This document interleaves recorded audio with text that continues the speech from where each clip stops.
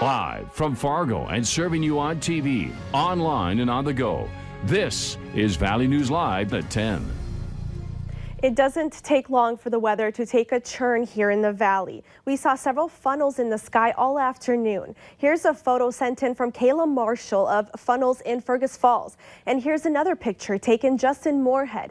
Thank you, Ashley Kay, for sending that in. Only one tornado touched down south of Rolag, Minnesota. Valley News Team's Courtney Lockie talked with neighbors who say they spend the afternoon sheltering in their basement.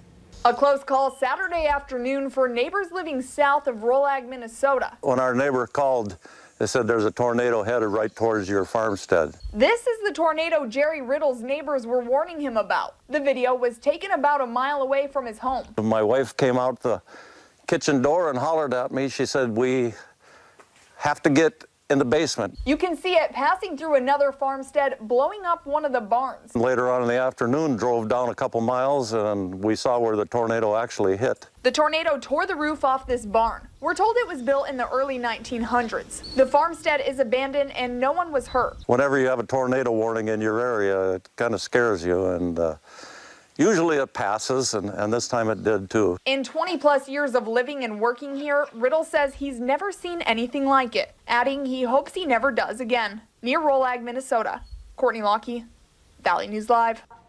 The National Weather Service will be sending a survey team to the site to evaluate the damage and determine just how strong that tornado was. We expect to learn more in the coming days.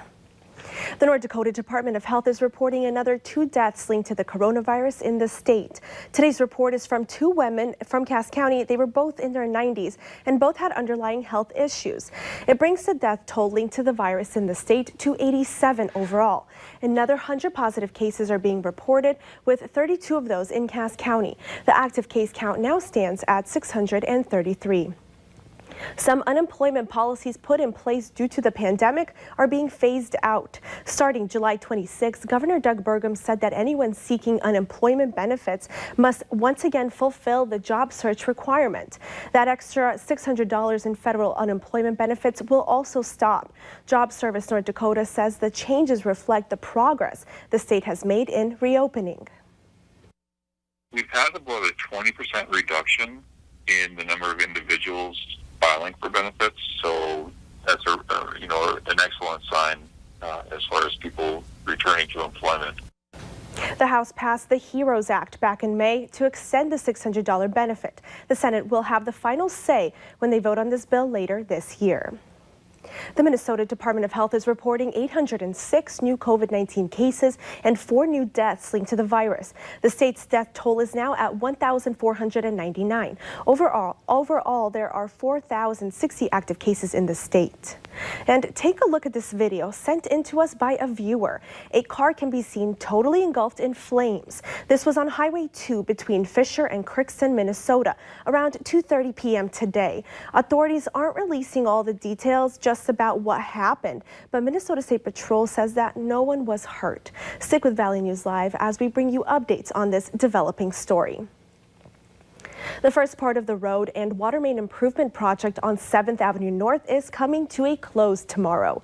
The intersection of Broadway and 7th Avenue North is slated to reopen.